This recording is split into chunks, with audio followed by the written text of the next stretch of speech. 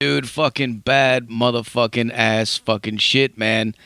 Let's call this motherfucker up right the fuck now and see what the fuck is going on in their world, man.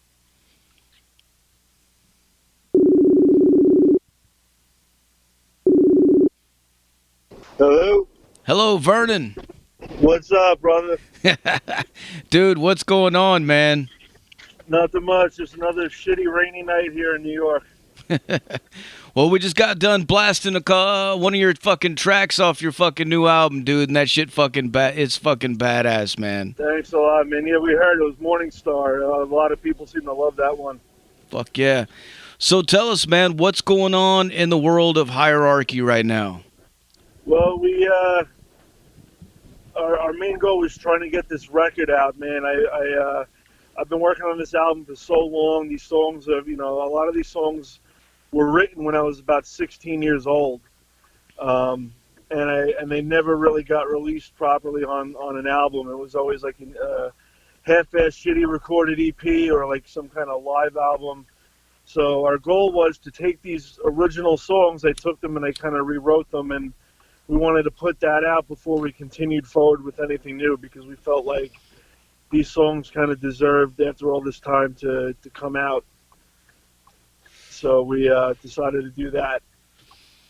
Hell yeah, man. Yeah, I was looking and you guys formed back in 2002, correct? Yeah, 2002. Yep, I was 15, I believe, when we actually started as a Slayer cover band. No shit. And yeah, we started as a Slayer cover band, and we wrote one original song. They basically, early hierarchy was like Slayer worship. We were trying to be Slayer, only heavier. Yeah. And then it kind of just, spread from there. But yeah, 2002, my best friend and I, the drummer, started it, and then it just kind of expanded from there. Well, fuck yeah, man. Slayer's a good start, dude. You can never go wrong with fucking Slayer, man. No fucking way.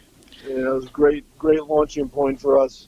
And then I discovered Deicide, and it was game over. Everything was, all about Deicide, like that writing style and the lyric style. And, I tried so hard to be Glenn Benton at 16 years old. Hell yeah, man. Hell yeah. Speaking of that, can you tell us a little bit about your influences, like growing up? What got you into metal, man? Well, I also got Mike Tableton, the singer, next to me too, so he'll talk too. But influences for me, it started when it actually started one rainy night in the summertime. I was at my cousin's house. I was staying up really late, flipping through the channels, and I found VH1, and they had the Live at Donington version of Highway to Hell. And I saw that, and I was like, what the fuck is this? I loved it. And, from that moment on, I was obsessed with AC/DC. I actually play in an AC/DC tribute band now, so kind of came full circle. But without them, I wouldn't be a musician at all. So, like, AC/DC started this whole thing off for me, and then I branched off into Metallica, and then Metallica into Slayer, and then Slayer into, the heavier things. Hell yeah, man. What about Mike? There you go. Oh, man. What's going on, Zach? What's going on, dude? What's up, man? So, yeah, as far as my influences went, like, I really didn't have shit growing up. Like, I had to discover everything on my own. I wasn't, I kind of grew up in the hood. Everybody was doing 90s gangster rap around me. All my friends were into that, so I didn't know shit, dude. My parents were listening to Aerosmith and Billy Joel. I had nothing, I was like, what the fuck?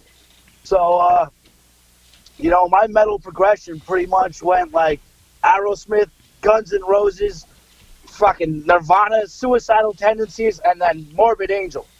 My very first death metal album was Morbid Angel Domination.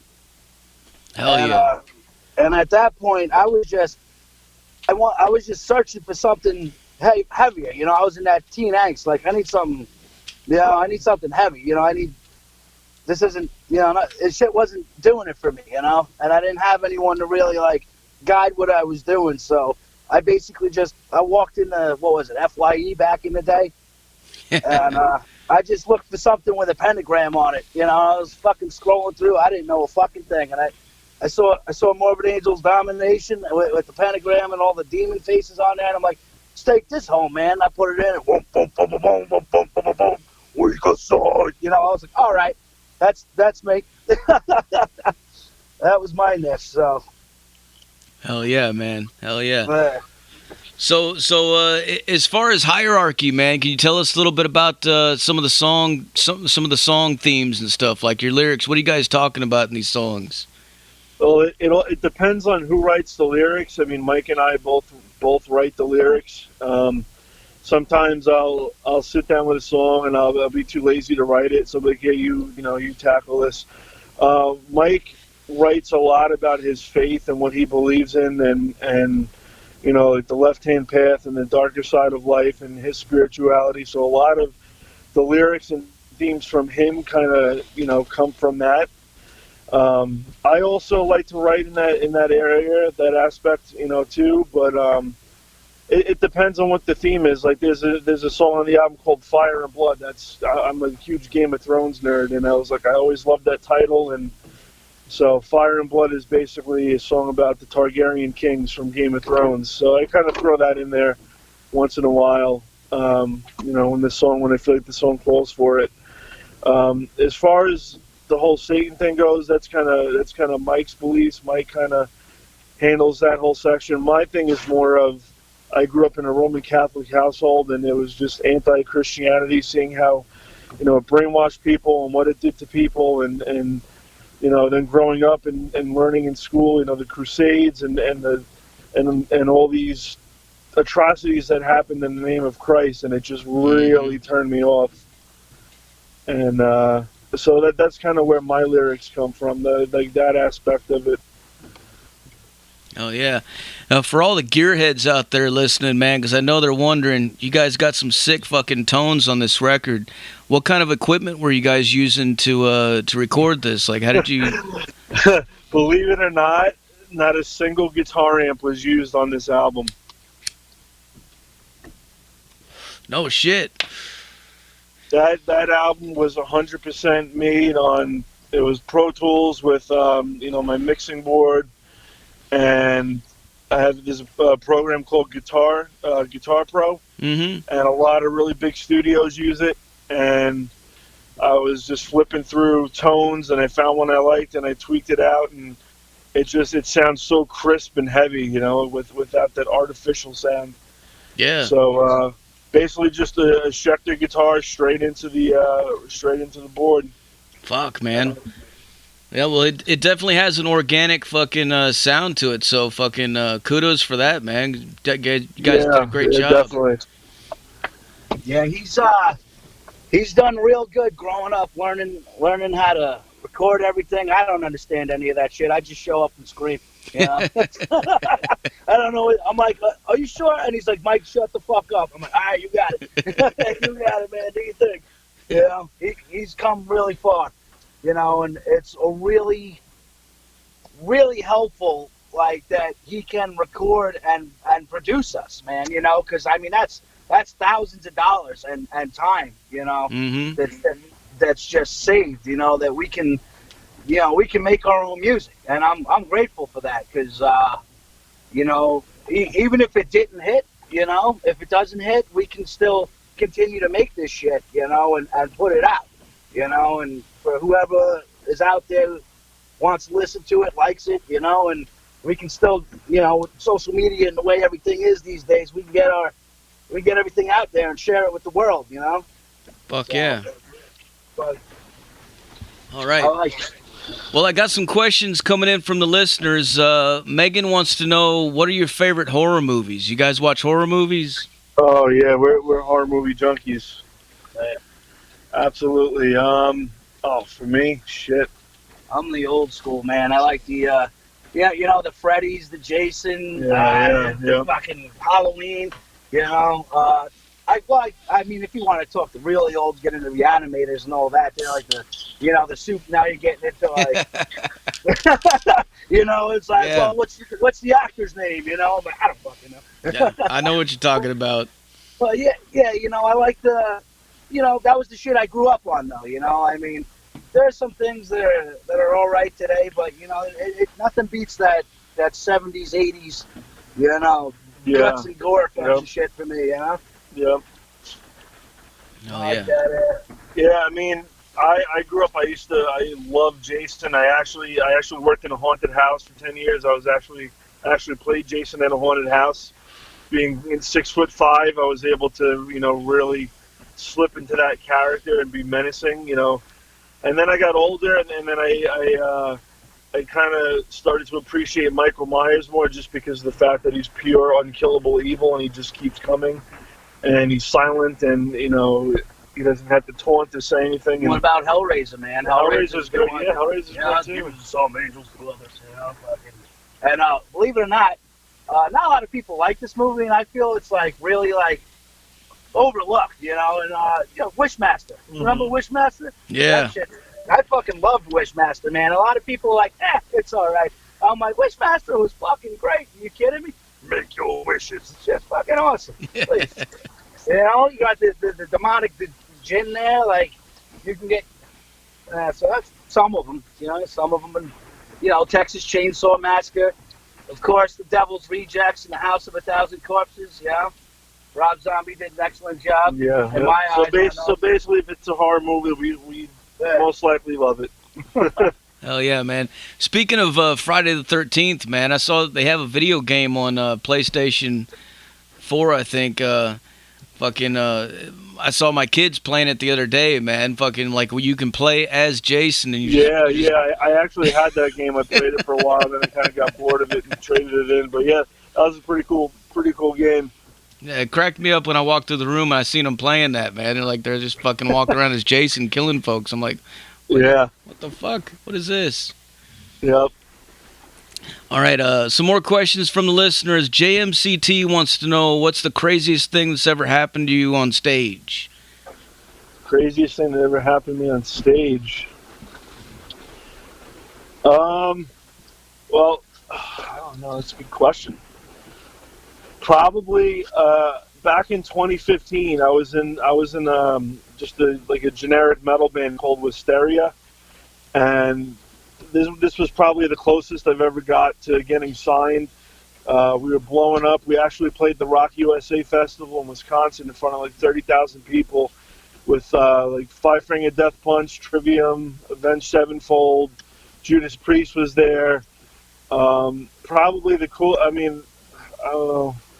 I guess you can kind of consider this. The guys from Avenged Sevenfold were on the stage, on backstage where we were playing, watching us, and we came off, and they would watch our whole set and said that we were great and they loved it. And so I mean that's probably the only thing I can think of. I mean, otherwise it's pretty boring.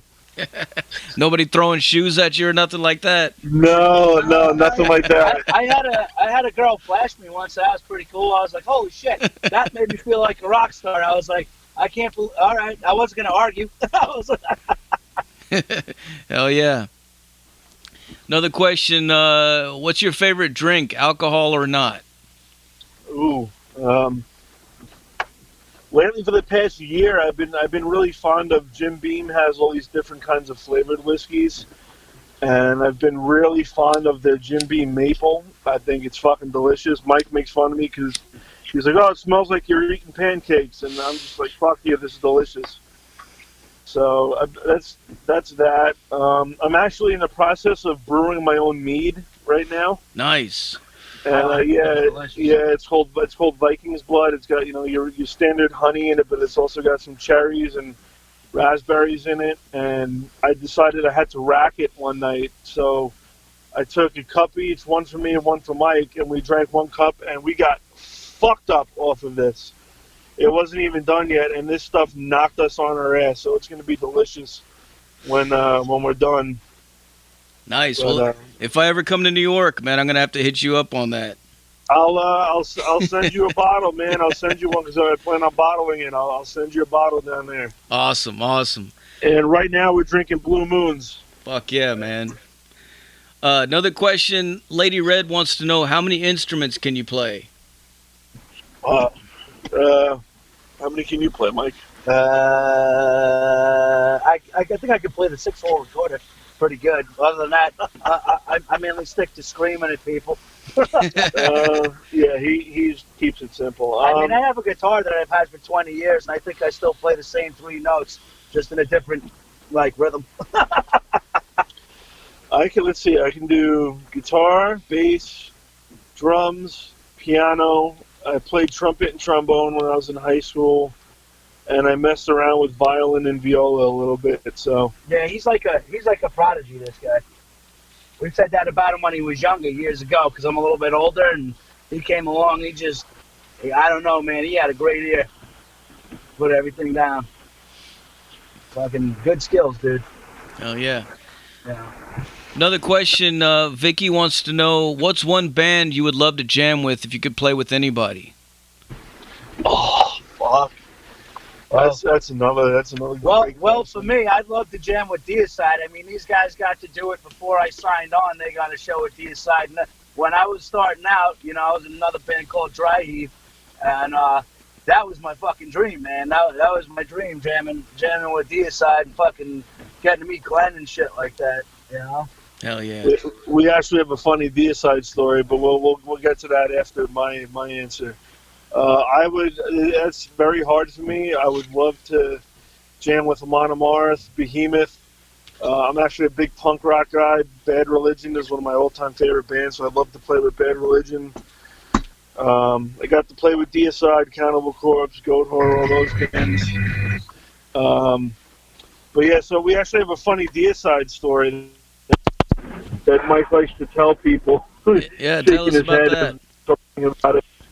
So we went to see Deicide at a venue over here, and called Crazy Donkey, and I was telling Mike, I said, "Come on, let's go meet Glenn. I'll take you, in the back," because I knew how to get the backstage and all that stuff. And Mike met him, and Mike tells it better. So this guy's going to walk into his trailer, and Vern yells out to him, like, Glenn, and we turns around and he's like, "What's up, boys?" We go walking up to him. He's like, "Glenn, this is my friend Mike." He's like, "We call him Mini Glenn."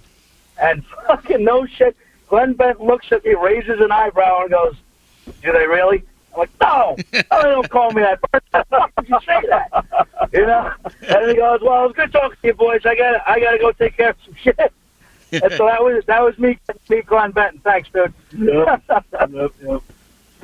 Nice, man. Yeah, Deicide fucking badass, dude. They put on a hell of a fucking live show too, man.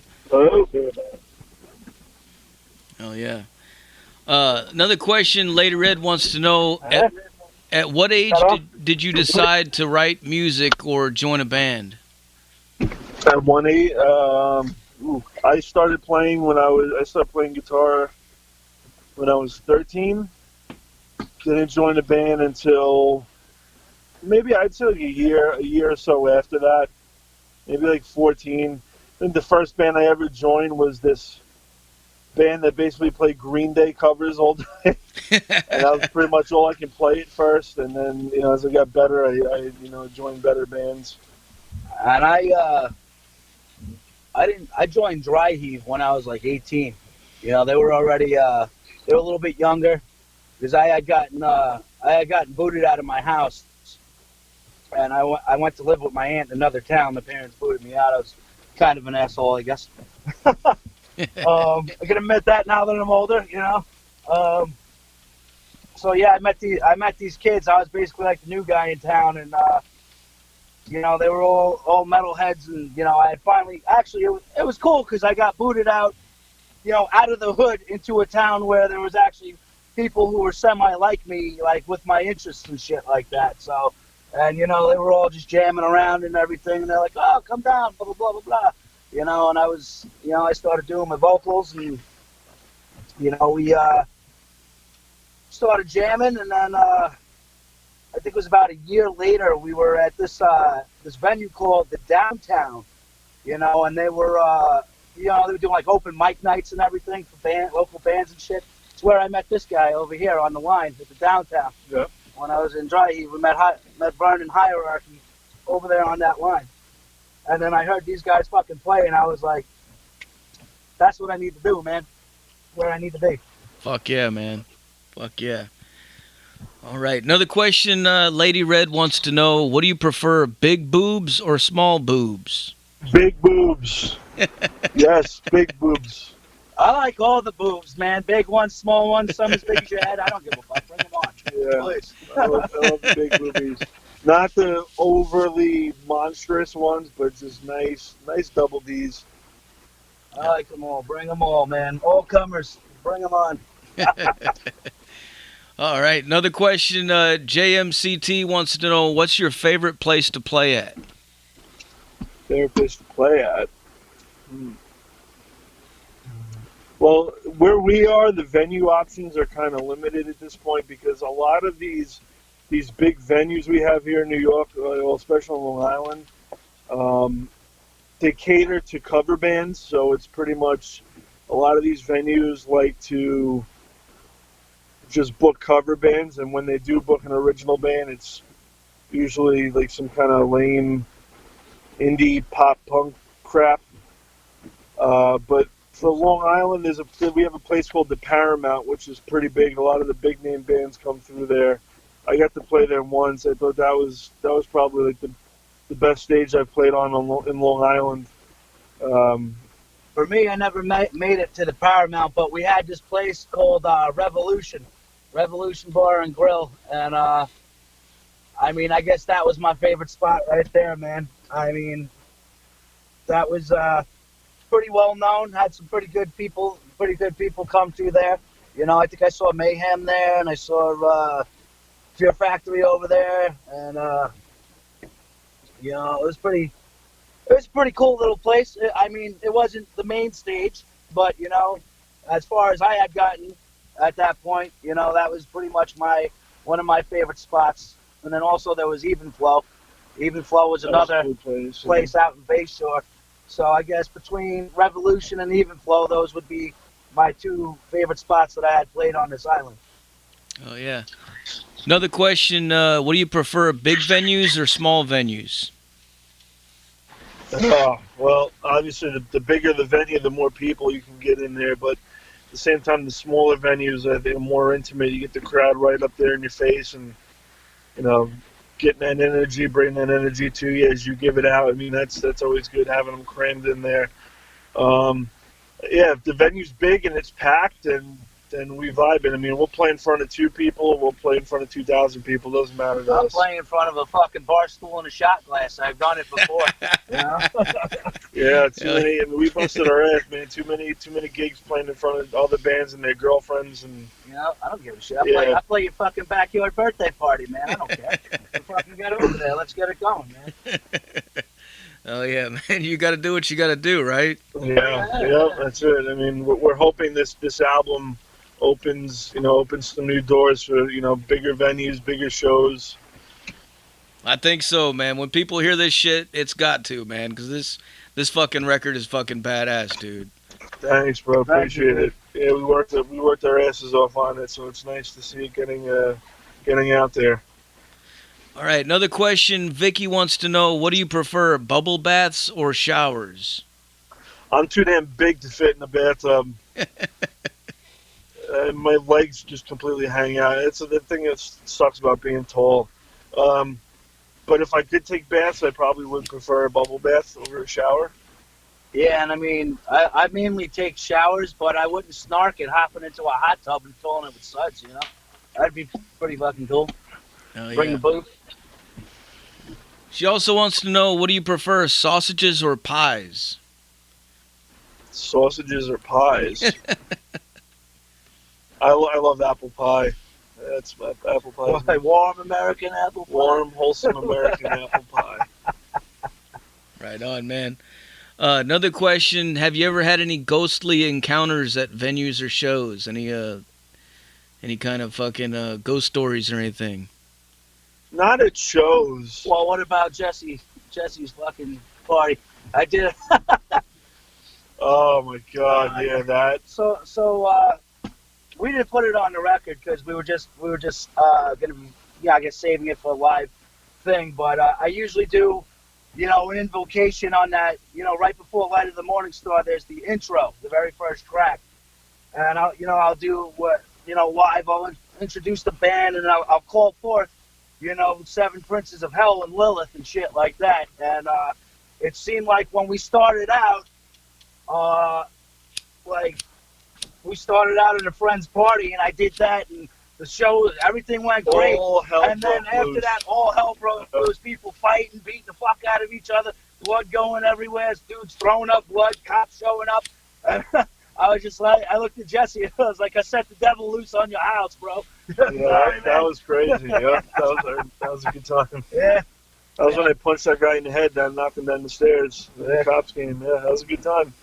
So, I mean, I guess so far we got that, Nothing getting thrown across the room by itself, though, Just like the vibe all of a sudden going, like, insane and becoming an Animal House. But, whatever. I guess you could credit that to maybe one too many shots. Who knows? All right, next question. Where do you guys see yourselves in the next 3 years? Hopefully signed to a nice label, on tour with a really great band that we love and admire, and playing in front of like a large new audience. So that would not be bad at all. Otherwise, for me, I'm just going to keep plugging away. And like Mike said earlier, if we don't get signed, we still have social media. We can still get our music out there and get it around the world. But for me, I'm hoping one of these labels we submitted to picks us up and gets us out there. That's what I hope. Yeah, I mean, it's hard to pinpoint where I will be in 3 years. I know where I want to be, but I can tell you 100% where what I'm going to be doing is still making music with Hierarchy. Hell win yeah. or lose, up or down, back and forth. I'm still moving forward with that, and that'll go on until I can't do it anymore physically, I guess. At that point, we have enough music and material to last that long. We a lot of things in the works. Yeah, I have at least 3 albums written musically that are ready to go. Man. Awesome. So there's no shortage. We're just trying to let the album breathe. We just let it out and stuff like that, and give it a couple of months or so to breathe and stuff like that, and then we might start releasing some new things on Bandcamp and stuff. So keep a lookout for that. Yeah, we actually have an EP called Ravenous that we wanted to release before this album, but we didn't get a chance to because we didn't finish the songs. Excuse me. And Blue Moon's motherfucker. Yeah, Blue Moon's motherfucker. So that should be coming out hopefully sometime this year. That's a different sounding album than what we put out. This one's kind of more of a straightforward, brutal death metal approach. It's still melodic. You can still tell it's us, but the songs are a lot heavier and the subject matter is a lot different. But that's what we're looking to put out within, I'd say like the next 6 months. And then after that, we have a whole black metal album. We have a kind of a Viking metal album that's written. So we have a lot of stuff, and the future looks pretty damn good for us as long as we keep plugging away on these songs. Hell yeah. Speaking of Bandcamp, I know today is first Friday on Bandcamp, so you guys get 100% profits if anybody out there tuning in right now fucking goes and buys your fucking album. That's you motherfuckers out there listening. Yeah, we got the physical CDs in the mail too, so if you go on Bandcamp and instead of paying $10 for the digital, if you put in $12, you not only get the digital, but you put in your address and we'll ship the CD to you too, but you also get the digital right away. Awesome. All right, man. Well, I'm about out of questions for you guys. Is there anything else you want to let the people know? Just keep an eye on us because hopefully big things are happening. Hopefully we're on the rise, and we think the music speaks for itself.